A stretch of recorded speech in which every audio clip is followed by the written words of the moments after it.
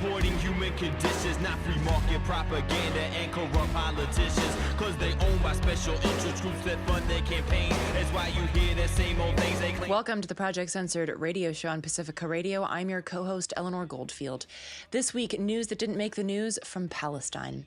First up, I sit down with Palestinian writer and researcher Nadine Sayegh to discuss her latest piece, State, Soldiers, and Systematic Sadism, the Israeli military's normalization of sexual violence.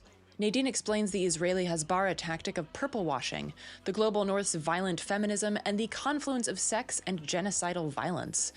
We discuss the media's failure to place accountability on systems, suggesting that the problem, much like with the U.S.'s own torture programs, is just a few bad eggs. Next up, associate editor at the electronic Intifada, Nora Barrows Friedman, comes back on the show to discuss the latest news from Palestine. What's the story with Hamas stepping down as concentration camps are constructed inside the concentration camp of Gaza, and as the so-called ceasefire continues to be violently broken by Israel daily? Nora also discusses the most recent violent escalations of settler violence in the occupied West Bank and the media's continued failure to cover it, and if they do, to cover it only from the side of Israeli propaganda. All this and more coming up now on Project Censored.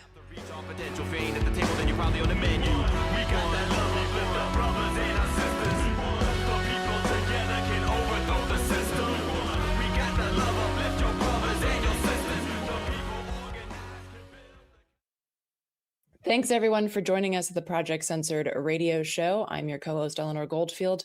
We're very glad right now to be joined by Nadine Sayegh, who's a Palestinian multidisciplinary writer and researcher focusing on the Arab-speaking world.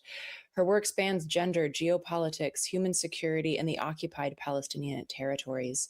She holds an MA in Media and the Middle East from SOAS, London, and a doctorate in philosophy from the University of Toulouse, where her dissertation examined multiscalar gendered oppression in Palestine and Jordan. Her research and commentary have been found in scholarly and journalistic venues, with select works translated internationally. Nadine, thanks so much for joining us. Thank you so much for having me.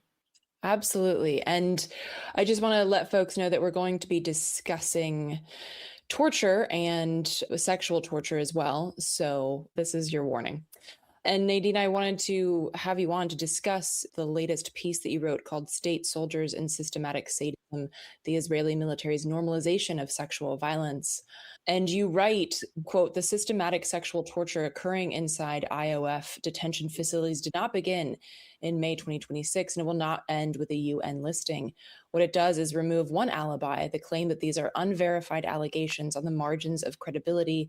They are verified, they are patterns, and they are state policy, end quote. And you write about so-called purple washing and how that serves to justify and normalize this kind of horrific violence. And listeners might have heard the terms greenwashing and pinkwashing before, but might not be familiar with the term purple washing. So Nadine, could you start off by telling us what purple washing is and how it functions in cases like these? Yeah, of course. So a lot of scholars have been doing research on this topic, and it's essentially the use of the gendered narrative or women's empowerment narratives to basically wash away their crimes. So in the case of Israel, they use it in a twofold manner. The first would be the way, I'm not sure if you've seen this, but there's a tendency to sexualize female IDF soldiers. There's a lot of pictures in short shorts, posing with guns. And I think that's to elicit primal responses, mostly in men.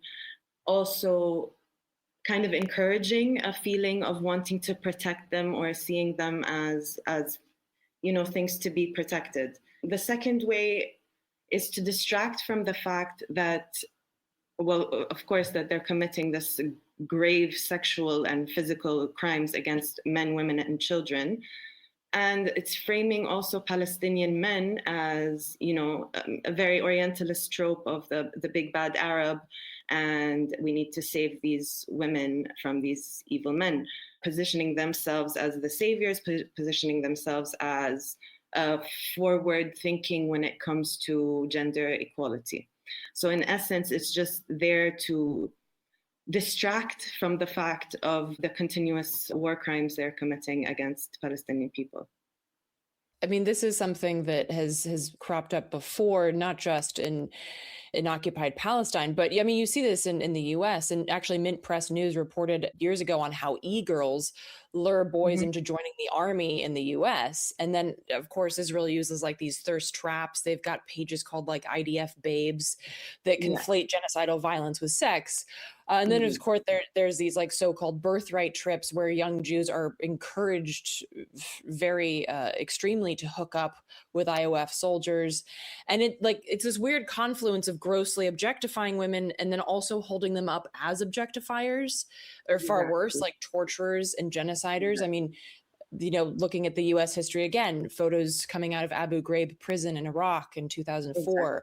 And of course, you've got pop culture, G.I. Jane, and you've got genocide Barbie, Gal Gadot as Wonder Woman, and the way that militarized violence and sex have been so entwined and normalized. It's actually almost the realization of it, as somebody who grew up in Europe and the US, that felt more shocking to me than the fact itself that this was just so normalized and nobody ever questioned it. It was just like, yes, of course, sex and violence go together. Why? How would they not? 100%. And like my main issue is that it's definitely not a new phenomenon. And I think that Abu Ghraib is the thing that set the precedent for this to be permissible, because now we have documented cases. I mean, it's not just now. We've had documented cases for years, but now the UN added them to the blacklist. I'm not sure to what end, to be honest, because since May, nobody really has been held accountable. The crimes against these people hasn't stopped.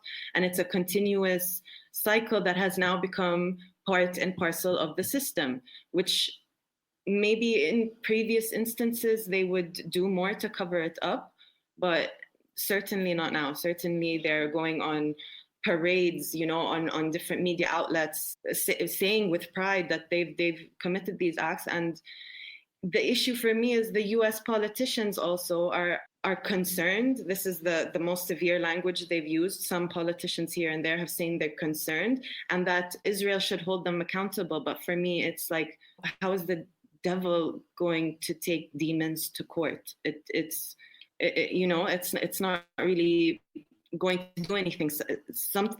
One of these international bodies that we've created as a society to deal with these kind of issues, someone needs to intervene, because the scale is insane, and the depravity of the torture itself has escalated to, it hurts me I when I was writing this piece, I cried for 2 days afterwards. I could not stop crying. I was doing a little bit of research again before this talk, and there's a new Al Jazeera documentary, part of their Fault Line series, that's called Into the Darkness. And I recommend that everybody watch it, because it will open your eyes to really the depravity. It's so terrible.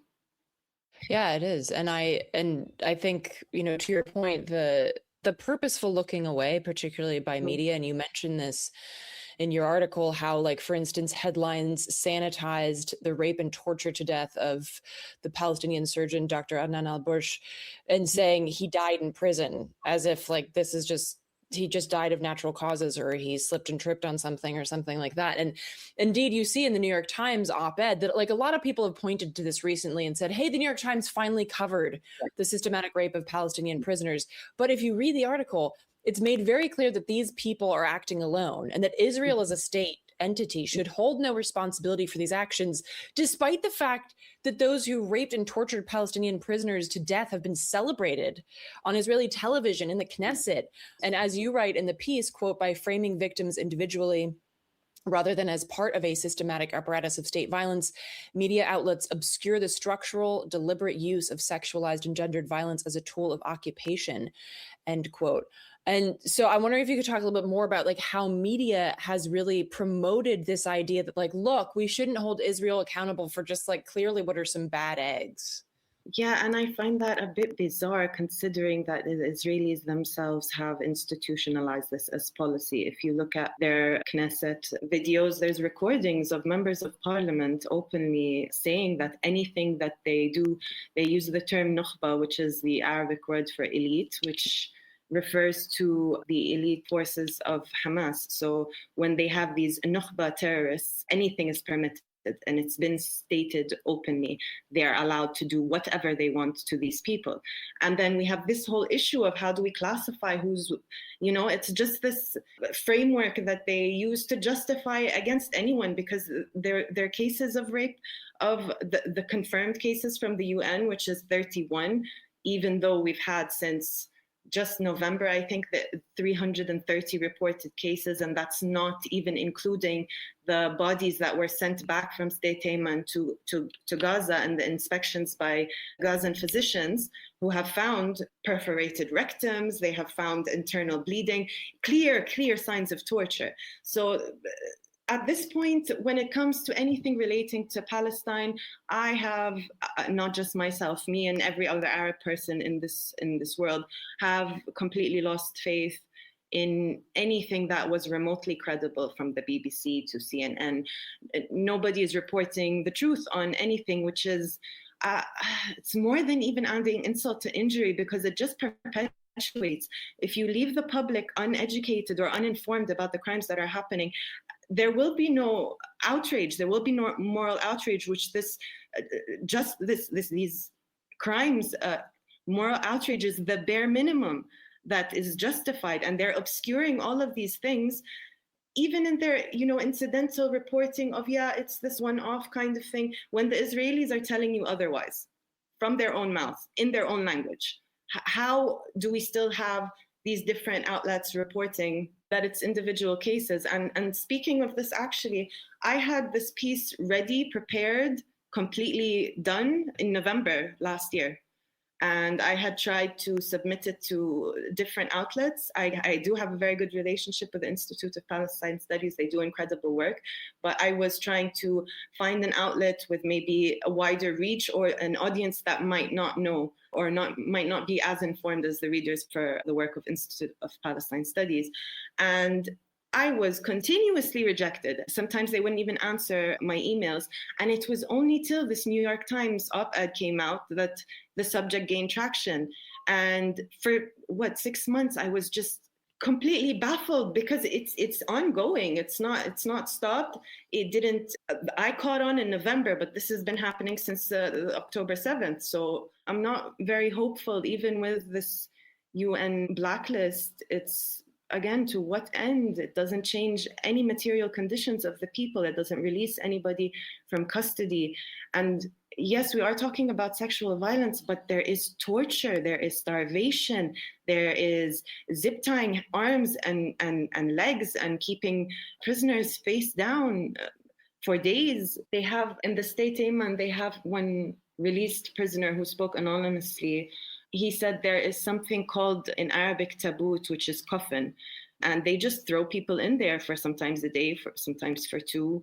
There's all kinds of visceral, violent torture indiscriminately against women, children, and men, not even affiliated with any religious, political resistance. They're just civilians. They're just civilians that are taken and tortured. That's basically what's happening. Yeah, and to be clear, even if they are quote unquote enemy combatants, you're not allowed to torture them either. Like, that was, that was one of the things that was brought up after Abu Ghraib, and was brought up with the CIA torture program. Like, you're not supposed to do that, even if you can prove that they're enemy combatants. And of course, this always gets into a gray area with the US, because when you invade a country, people have the right to defend themselves against an invading force, but the US has never not invaded a country. So it gets really messy there for the US with regards to ever having cared about international law. But I want to look at the flip side of this too, because you still, to this day, the corporate media ran with stories of mass rape of Israeli women on October 7th, even though that story was debunked so thoroughly that if you still believe it today, then you probably also believe in flat earth. So there's the provable use of rape as torture and murder, by Israelis while attempting to fabricate stories of rape by Palestinians as an excuse to commit genocide. And these outlets have still not come out and apologized profusely for running with this fake story. And again, even in that New York Times op-ed, the right, I can't remember his name because he's too unimportant and irritating to remember, but he says like, oh, well, I think that the rape of Israelis is terrible, and I think that the rape of Palestinians, and it's like, but there's no evidence that Israelis were raped on October 7th. So what are you talking about? You're just making things up. And I mean, we could see the condition of the prisoners of war taken after the October 7th attacks, and we could see the conditions that they came out in. Everybody was well fed. There was no visible signs of any markings on their body. They were taken care of better than the population that was enduring and is still enduring genocide. So I don't know. I think I have lost all hope in any semblance of morality from institutions coming specifically from the US, but also I see it in the UK, I see it in other countries, and it's quite upsetting to me because these institutions have journalists in them, and journalists are supposed to be operating with integrity. They are supposed to be reporting. It is supposed to be a dignified job. It's supposed to be something of public service, the fourth estate. And for what? For what if you're going to be propaganda machines? I don't think they're ever going to regain their credibility. I think, thank God for social media, even though the platforms, Meta specifically, goes above and beyond to shadow ban content from Palestinians and anything relating to Palestine. But people on the ground and local civil society organizations in Palestine are doing everything humanly possible to get the message across. And I think even just the visceral scenes from the bombardment of Gaza is enough for majority of the world's population to look and say there is something deeply, deeply wrong with a state that uses violence as its modus operandi. Just want to remind listeners that you're tuned to the Project Censored radio show on Pacifica Radio, and I am your co-host, Eleanor Goldfield, and I am speaking to Palestinian writer and researcher Nadine Sayegh about her latest piece, State, Soldiers, and Systematic Sadism, the Israeli military's normalization of sexual violence. I wanted to ask you a little bit about that because you write about, quote, the inutility of international legal mechanisms. And we've talked on the show before about how bizarre it is to think that the entity that created Israel, namely the UN, would be the entity to dismantle it, right? And in the US, there's a saying, you can't tear down master's house with master's tools. And it feels to me that as a journalist and as an organizer that Palestine broke down this flimsy facade, the fragile myth of many things, but perhaps most importantly for us in the global north, it broke down the idea that we have structures of government and society that uphold human rights, freedom, and justice. We never did, and we still don't. And so then the question becomes, what does that mean for these so-called civilizations with liberty and justice for all? What does that say about our failures and now our responsibilities to hold these systems accountable? Because there's truly nothing in our systems to hold themselves accountable, right? They're not going to look in the mirror one day and be like, God, I'm terrible. So I'm curious to hear your thoughts, Nadine, on what does that actually look like? What kind of international mechanisms, or what kind of mechanisms in general would you like to see that would actually precipitate accountability? Well, I mean, we have the institutions there. The frameworks are there. They exist. They just need to be implemented. And that's where we have a problem, because I don't really know we can see mass protests across the world. We've seen it to be one of the most biggest unifying factors across the globe in recent history. And I think the people in power need to address this, because not just the people in power. I'm just going to leave them to the side for 1 second and talk about the populations in the global north. And I need them to understand the concept roughly of the imperial boomerang. Whatever is happening to us here now will happen to you eventually. This is not a question. They are using us as a laboratory to test the most violent, to see how much they can get away with. And we can see this already happening with the NYPD, who are trained by the IDF. We can see this with ICE, who are trained by the IDF. It's going to continue. They are battle testing weapons on Gaza and south of Lebanon. They are battle testing weapons to be used in future war against other populations in the future. So I think everybody should be very wary, not just because a miscellaneous group of people somewhere in the world are being hurt, but the planet as a whole. The system that we are deluded into thinking that we live in, where there's such a thing as human rights, it's being eroded. And I really think people should take precautions by defending where it's being tested, by doing everything humanly possible, if not for the Palestinians, then for themselves in the future. And I think a lot of people have realized that the ICC and the ICJ and the UN have lost credibility. So for me, the only solution is the neighboring countries in the region, which again are in a US chokehold. So, you know, I don't want to be a pessimist, but from where I stand, I've been writing about this for the last decade, if not more. I am Palestinian. I am not allowed to enter my country. It's just my life. And I've been trying to find hopes in external institutions. So far, it has failed. The only thing that has really done anything for us is the resistance movements. And I think the reason that it didn't quite make the changes that we had hoped for was because of a lack of support. I have faith in people. I have faith in people across the world. I have faith that this is resonating with them. And I have faith that they know how to deal with their own governments. They know what works. Organizers know what works.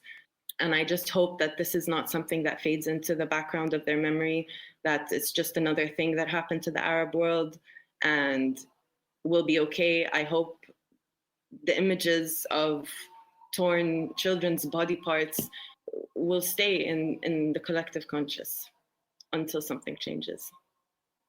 Yeah, and I think there's definitely, you're talking in the article about normalizing the torture and the rape in these prisons, but I think that there's obviously the larger issue of normalizing all of it, that people now normalize scrolling past these horrific images and news out of Gaza, but also now Lebanon and Iran and Venezuela, and like it just becomes almost like a trauma porn that is meted out, and people become kind of numb to it. And it's so important that we don't. And I, to your point about governments, I recall a friend of mine who's been on the show several times, Matthew Ho. He's a former State Department, worked at the State Department, was a Marine. And at the time that I was organizing against the Second Iraq War, he was in the State Department. Our lives found each other after the fact.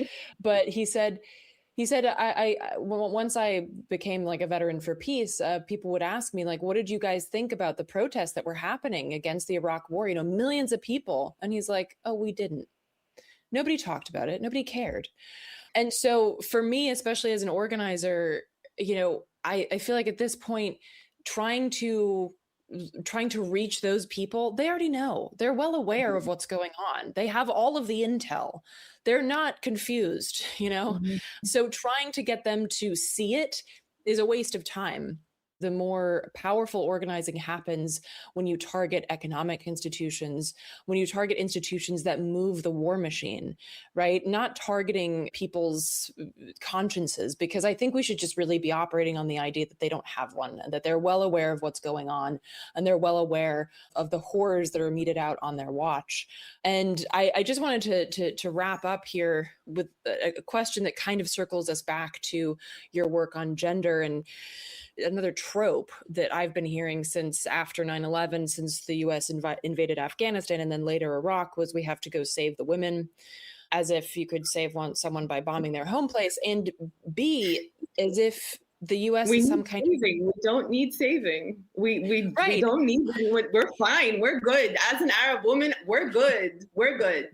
That's all I have to say on that, because like, it's crazy. It's absolutely crazy to me that in any person's logical mind that makes sense. Like, removing autonomy of people who make choices according to their culture just makes no sense. And I really hope that people don't fall for that anymore, because that's just, come on, man. Like, come on. I mean, and this is the thing that I find important to highlight, is that it's as if the US is some kind of beacon of feminism. Yeah, I mean, no one, like, in the US. Actually, zero people in the Epstein files have been arrested. Zero.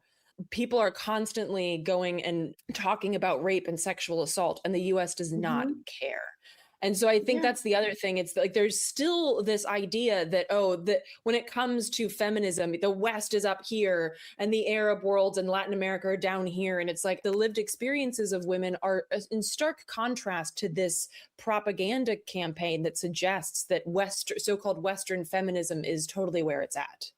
And the fact that Western feminism as a school of thought completely excludes the rights, it's complicit at this point, because if none of these organizations blinked an eye from all of these reports of sexual torture, then also I think a lot of Arab women are now resentful to that kind of thought. They don't even want to identify as feminists because it's brought nothing positive to us. It made no changes. And actually, I just want to add one last thing about this specifically, that part of my dissertation research is looking at all these laws that are so-called oppressive to women here. And if you look at the origin of all of these laws, they come from colonial inheritance. They come from laws that were in France, from laws that were in the UK. This crime of passion / honor killing thing that, everyone thinks is so prevalent here is a crime of passion. It was also allowed in the US. A man who got a bit overheated from seeing his lover with someone else has a right to kill her. Oppression of women is a global issue. And I would hope that any woman listening to this show, I know, I don't have to hope, I know that she relates to what I'm saying, because we've all endured harassment, sometimes abuse. We've endured all of the symptoms of this oppression. And I really hope that could be something of a unifying factor in the future. And let's not look at someone has it better and someone doesn't. We're all in the same boat. We're literally in the same boat. So let's not drown. Let's not throw each other off the boat, Yeah, absolutely. And I mean, there are so many places we could go, how basically then how that also relates to how the quote unquote West, or basically the global North, looks at Arab men in relation to Arab. I mean, it's all very, very distorted, and on purpose, of course, because if you can dehumanize people on that level, then the kind of terrorism that you mete out upon them is more palatable to the people, which is why, of course, it's so important to make sure that these stories are uplifted and not just left in some filing cabinet at the UN. Again, folks, the piece that Nadine wrote is called State, Soldiers, and Systematic Sadism, the Israeli military's normalization of sexual violence. And that is up at palestinestudies.org, palestine-studies.org. Nadine, thank you so much for taking the time to sit down with us and for all of the work that you do. Thank you so much for having me and for letting me discuss this in an open way. I really appreciate you letting me on this platform to speak from this perspective, really. Of course, anytime. You're listening to the Project Censored radio show on Pacifica Radio, and I am your co-host, Eleanor Goldfield. Coming up next on the program, I sit down with associate editor at the Electronic Intifada, Nora Friedman, to talk about the latest news from Palestine. That's coming up right now, so please stay with us. Thanks, everyone, for joining us at the Project Censored radio show. I'm your co-host, Eleanor Goldfield, and we're very glad to be joined again by Nora Friedman, who's the associate editor at Electronic Intifada and the co-host of their weekly live stream. Nora, thanks so much for coming back on the show. It's always my pleasure and honor, Eleanor. Thank you for having me. Absolutely. And so for folks listening, so you're aware, we're recording this on Monday, July 27th, and it will air a week from today. So if things happen that shift this story, I'm sorry, I don't have a crystal ball. But starting off here, back on July 6th, Hamas announced that it would be stepping down from governing Gaza. And Hamas spokesman Hazem Qassem told AFP that the group took the decision to relinquish charge, quote, in order to remove any pretexts for the occupation, which continues its aggression and war of extermination, end quote. And of course, the question or statement here is Israel was terrorizing Gaza long before Hamas was even formed. And the idea that this will somehow pacify them seems absurd. So, Nora, starting off here, could you give listeners your analysis of this move and why and what it entails? Yeah, it's a really interesting political development. And as you say, it hasn't changed anything on the ground, especially when we look at the last 3 years of an ongoing genocide. Israel has made every excuse and, justification for this genocide, saying, blaming it all on this political party and the armed factions associated with it and other parties as well. But really putting the blame on Hamas, which was a democratically elected political party elected in 2006, to the chagrin of all Western powers who were trying to make sure that their favorite party, Fatah, would win the elections, and they did not. Hamas won the elections, and ever since they've been punished by various means. So right after the 2006 elections in Gaza, Israel imposed a siege and blockade that is continuing and entrenching to this very day, of course. And Hamas has always said, it wants to transition out of this kind of technocratic political structure, especially, as a way to kind of hold Israel and the US's feet to the fire here when they say, Hamas must be dismantled and, it can't be allowed to govern Gaza anymore. Hamas is like, fine, we're going to dismantle our emergency committee that was put in place. And we are, open, as we have said since the beginning of this fraudulent ceasefire in October 2025, we're open to this other, formation politically that will lead to the end of the siege and the genocide and the occupation of Gaza. Hamas has confirmed everything that they said that they would do. They have not resisted militarily since October 2025. They have conceded now political, some forms of political power in terms of the governing structure in Gaza. And yet, of course, Israel has not stopped the siege. Israel has not come through with any of these, supposed commitments that it made in October. Gaza is being bombed continuously, incessantly. They are taking more and more land. The theft of land in Gaza is now nearly 70%. People are being squeezed continuously. There is little to no humanitarian aid. The hospitals are still being targeted. Medicines, medications, basic medical supplies, equipment are still not being let in.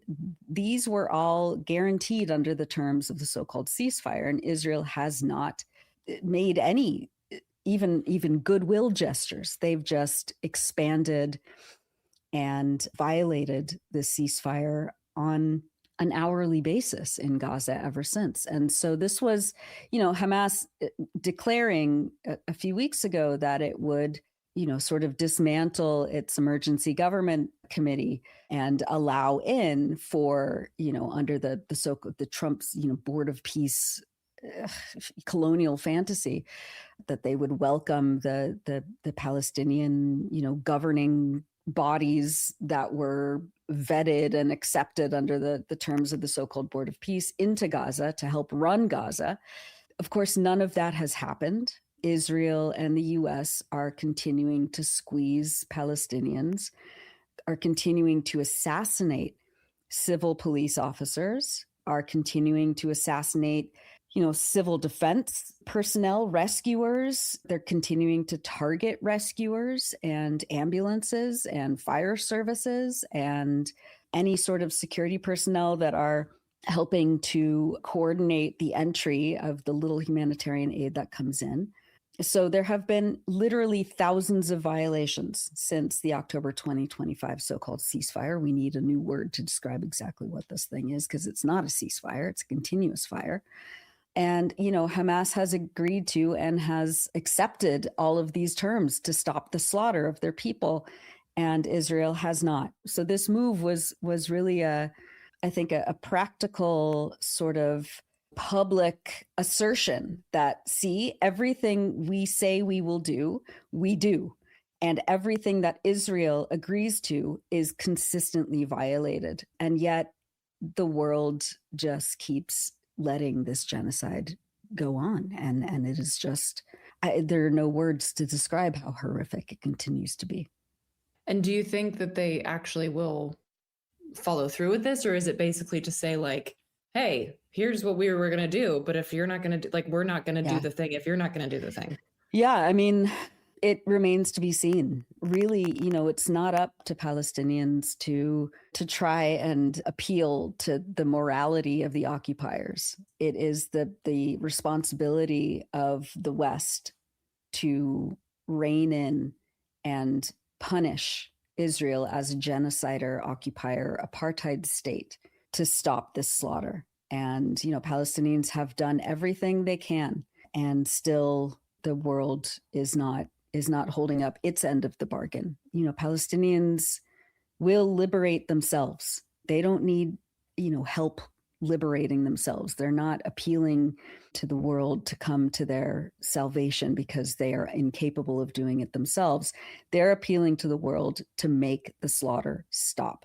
And so it remains to be seen what happens next.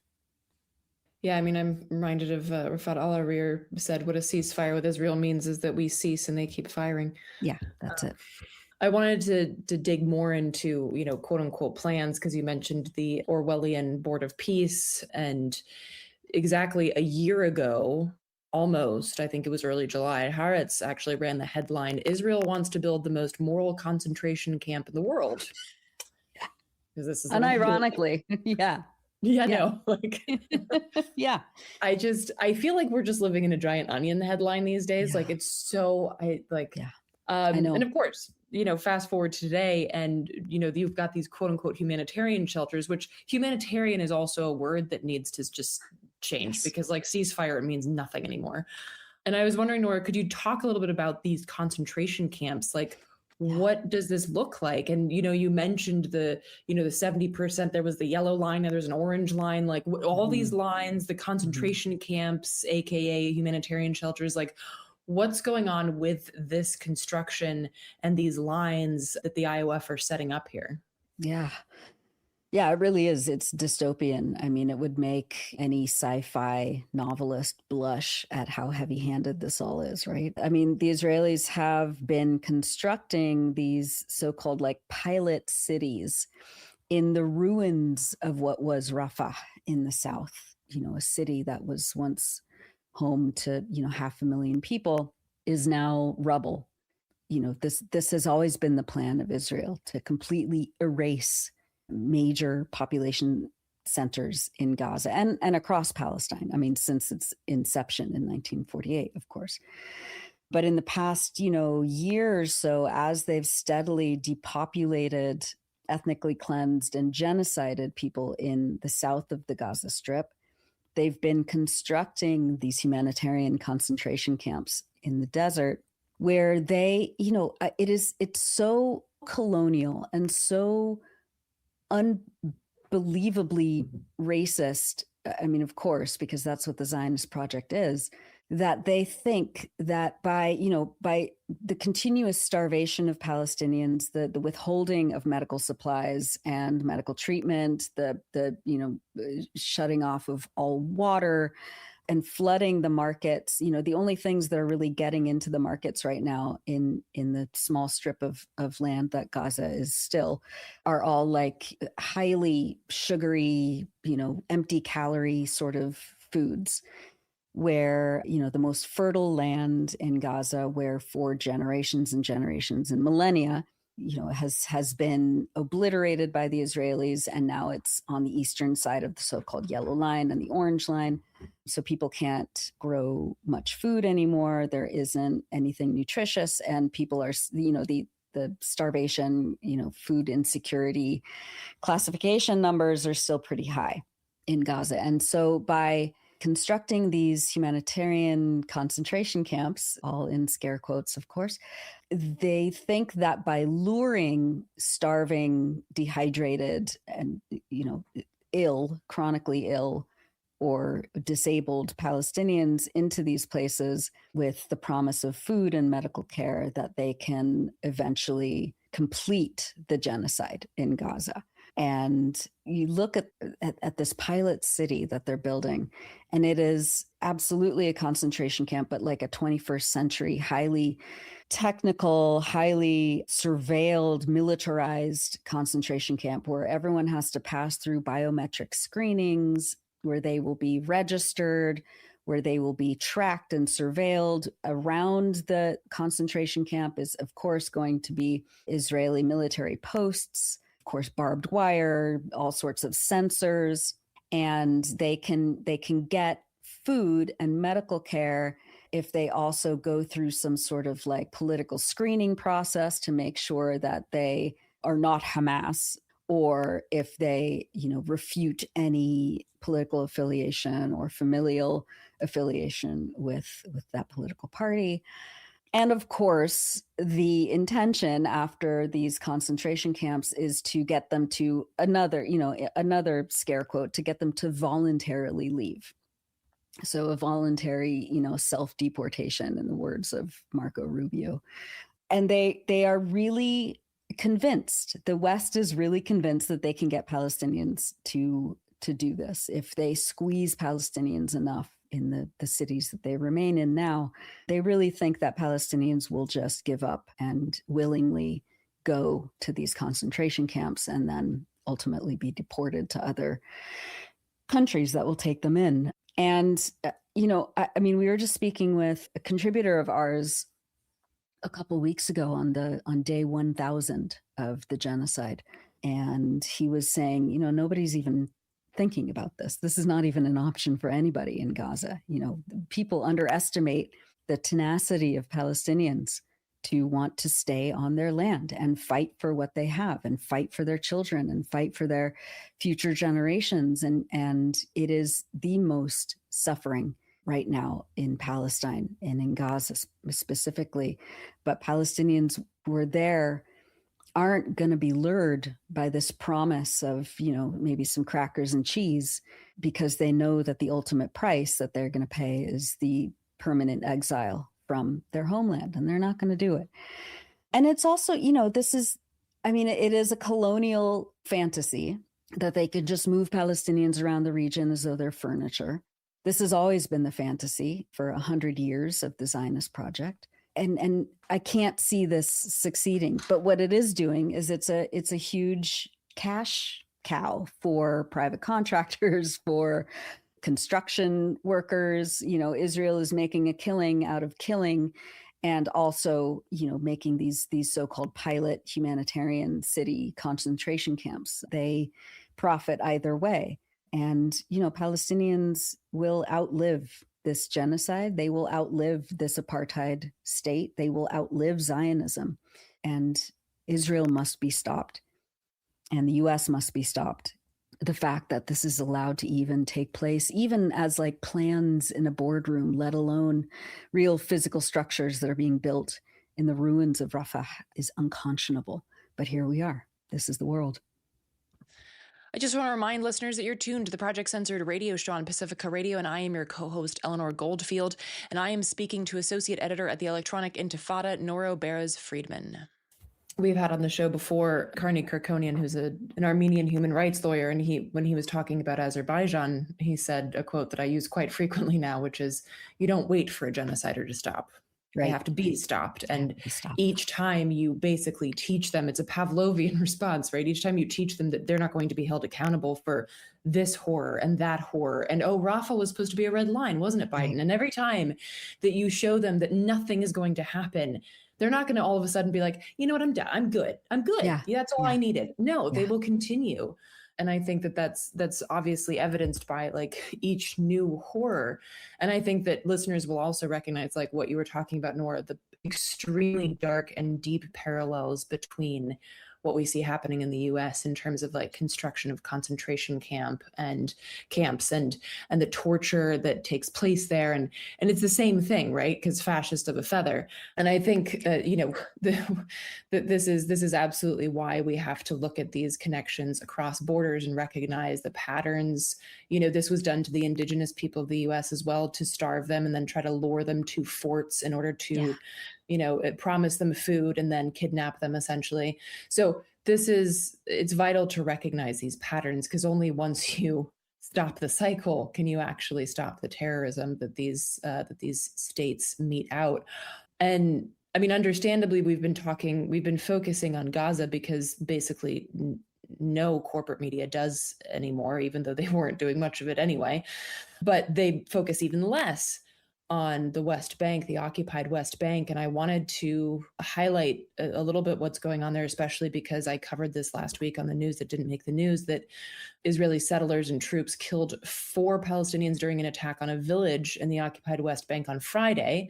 1 settler and 1 IOF soldier were also killed. And for this, Israel then announced and started basically pogroms, what they called a series of military operations, including house demolitions, weapons raids, revocation of work permits, and obviously just extreme violence. And I was wondering if you could talk a little bit about this, because as little attention as Gaza gets, I mean, there are huge swaths of corporate media that you could do a search and never find the words West Bank anywhere in their coverage. So I was wondering if you could bring listeners up to speed on what's going on there. And again, understanding that we're recording this on Monday, July 27th. Yeah. I mean, this past weekend it was just an avalanche of one horrific story after the next, whether it was Gaza, I mean, people being killed as they are every day in Gaza by drone strikes and artillery shelling and Israeli snipers shooting into the tents of displaced families, or whether it was these settler pogroms that were expanded. I mean, these are not new, of course, especially in the last 3 years since the genocide on Gaza began. The pogroms in the West Bank have been accelerating and expanding. And, just about a week ago, before even, the pogroms of last weekend, the United Nations Human Rights Office estimated that at least 6 settler attacks, so pogroms, per day are being recorded in the West Bank in various forms. I mean, we're talking about these settlers who descend on a village in the middle of the night and set houses on fire with people sleeping inside them. There have been a rash of arson attacks on mosques in the last few months. Of course, there's never any coverage of that. And attacks on ambulances and children on their way to school, and villagers trying to, harvest their crops. And just people, walking to work or playing with their kids. And these settlers have been emboldened by the Israeli political leadership. I mean, they were already emboldened for decades and decades, because again, this is not just a Netanyahu or Likud party symptom. This is the disease of Zionism. This is every single Israeli government administration since the beginning of the state of Israel. They have, endorsed and facilitated and encouraged the policy of Israelis to take Palestinians' land. That has been the overarching modus operandi of the Zionist entity and colonial project. But in the last few months, these attacks have accelerated, and they've been, these settlers are literally given machine guns by Itamar Ben-Gvir, the national security minister, who is a fanatic settler. He is, he's also a war crimes fugitive. But again, he can kind of come and go to New York City as he pleases. And he has literally handed out machine guns to fanatic Israeli settlers all over the occupied West Bank to terrorize Palestinians in their homes, on their lands, in their schools, at their workplaces. And when a Palestinian dares to fight back or resist, like what happened in a little village near Khalil, Hebron, in the southern occupied West Bank a few days ago, what happened was there was a pogrom happened. These settlers came and descended on this village, started attacking and opening fire on Palestinians. They were supported by the Israeli military. And it's, the lines were always blurred between, who is a settler and who is a member of the military. I mean, all members of the Israeli military are settlers, and sometimes the settlers dress up in military uniforms, and sometimes the soldiers are in plain clothes, and they are all friends and they work in tandem with each other. This is a very common occurrence, of course. So anyway, so it's unclear whether a settler or a soldier, again, the lines are blurred, shot two Palestinians.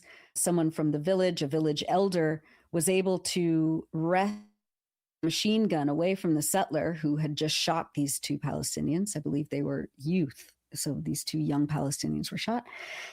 And he defended himself and the rest of his village, and he shot the settler soldier that had shot the two Palestinians. And then, of course, he was shot by either a settler or a soldier. Again, it's very unclear. And then the entire Israeli military and governmental apparatus said, we're going to, expand our violence against Palestinians. And the world has of course, been silent or have conveniently ignored this. Palestinians and Congressman Ro Khanna just reiterated this. Palestinians do not have the right to resist. Palestinians do not have the right to fight back. Palestinians do not have the right to armed resistance against a nuclear armed state. They're only supposed to die quietly as victims and suffer. That's all they're supposed to do. And if they dare to fight back, then that's when, the entire world will be, oh my God, they're terrorists and they're savages. And look at them, they deserve to be wiped out. And we saw that same rhetoric playing out, not just, in Israeli media, but around, whatever corporate media decided to cover for once what was happening.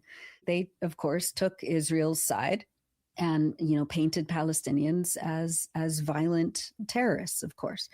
Nothing has changed. It's just when Palestinians dare to protect themselves, all of a sudden the world pays attention, but there's never any context. There's never any history. There's never any, affirmation of international legal rights of Palestinians to defend themselves against this rogue occupier. It's just always, the poor Israelis. And they should be entitled to whose ever land and homes and livestock and lives they want. So that's what we saw, and it's getting really scary. I mean, it has always been really scary, of course, but there's just like a new level of terror that the Israeli state is carrying out on Palestinians in the West Bank. Yeah, right. It's only violence when the oppressed fights back, right? Other than that, it's just good business, or it's just how the state works, or it's just the status quo, and of course, like you mentioned, the media framing is always like, oh my gosh, they killed an Israeli, and the world stops. Yeah, absolutely. And when you were talking about Ben Gvir, it also made me think of like the kind of the very tepid isn't even a good word, like pointless, vapid response of particularly like the global north, France basically said that, oh, Ben Gvir can't come here. And it's like, that's your response? Yeah. You can't come to my birthday party. It's like, it's so like, and they're very like proud of that. Yeah. Look how moral. They were like, look at how, like, we're taking a stand. And I'm like, okay, are you going to do anything to stop the ethnic cleansing and the genocide? Like, no, we're just going to say, take the guns out of the hands of those that he gave the guns to. Like, no, they will never do that. Yeah. No. but then they get to stand on a podium and talk about how great they are, which is basically, in a nutshell, that's how the global North works. And, in the US, that's how the Democrats work. Like, look how good we are. We said a thing. Yeah. So, Nora, I mean, obviously, folks, if you're not already familiar with the work that Electronic Intifada does, it's remarkable, it's important, it's vital. It is really uplifting the voices of Palestinians. It is not speaking for them. It is not trying to twist or contort anything. It is literally uplifting their voices because nobody knows what they're going through better than they do. Yeah. And in a media landscape where they're constantly silenced and contorted. It's the work that y'all do is vital. The live stream, the podcast is really important as well. Recently, y'all covered the fact that, somebody can get 20 years in prison in the US now for sharing evidence of Israeli war crimes with, for instance, the ICC. And so there's information there that is vital to not just to understand if you care about, humanity, but also if you're just selfish and your care ends at the end of your border, it also matters. So do check out the work that Electronica Intifada does. It's vital. And thank you, Nora, as always, for coming on the program. Thank you so much for doing all this work and for being so consistent with your coverage on Palestine and West Asia in general, and just and the way that you and Project Censored are always confronting these inhumane times is just so admirable, and I'm always so grateful for your work, Eleanor. Thank you. Well, thank you. I get inspired by people like Nora Barrows Friedman, who's really cool. So we want to smash, crash, bash, blast the system. We want to get it hype, get it live, get with the mission. We want the crowd loud, this pumping rhythm is hitting. We want to make it clear. That does it for another episode of the Project Censored radio show on Pacifica Radio. I'm your producer and co-host, Eleanor Goldfield, along with my co-host and executive producer, Mickey Huff. For more information about all the things that the project does, from the classroom to the radio waves, please check out projectcensored.org. I'd also like to remind listeners that the views and opinions expressed on this program are those of the guests and hosts and do not necessarily reflect the official policy or position of Project Censored. This broadcast is intended for educational purposes as part of our mission to promote critical media literacy, independent journalism, and civic engagement. We aim to foster thoughtful dialogue and encourage listeners to think critically about the information that they receive from all media sources. Project Censored is a 501c3 nonprofit organization and does not endorse or oppose any candidate for public office. We have a lot of tools, resources, and information over at our website. Again, that's projectcensored.org. Please also follow us on social media at Project Censored. As always, thank you so much for listening, and we'll see you next time. Unthinkable crimes perpetrated by the criminal minds, political ties, habitualized alibis, disguised under the guise of democracy, politics, and the apocalypse. Got the skies looking ominous. So the ocean burned bright with waves full of poison. Genocide wars fought for little poison. The weapons manufactured paid for by taxing while the bridges and the levees and the mines collapsing. All the prisons build the capacity citizens. Hypnotized by the master thief. Combine and conquer, steal a masterpiece. Open your eyes and realize what's happening. Time's running out to reach all potential. If you ain't at the table, then you're probably on the menu. We got that love, we lift our brothers and our sisters. Together can overthrow the system. We got the love, uplift your brothers and your sisters. The people organized can build the kind of future we want. Smash, crash, bash, blast the system. We want to get it hype, get it live, get with the mission we want. Thanks for helping us keep this fund drive short and get KPFA back to regular programming. If you didn't get a chance to donate, there's still time. Our fund drive thank you gifts will remain available through Sunday, August 9th. Support independent, listener-powered radio at kpfa.org.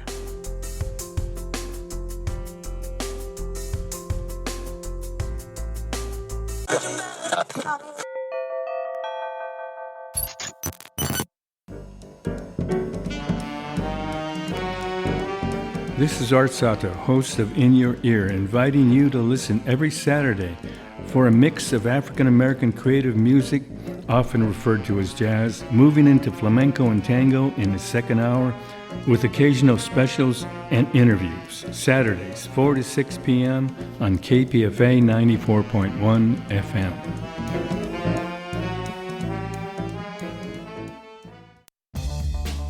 Algorithms promote whatever keeps you scrolling.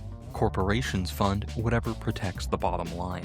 KPFA answers to something different. The people listening. When you become a monthly guardian, you help build a dependable foundation for independent news, cultural programming, radical conversations, and music selected by people who actually care about what you hear.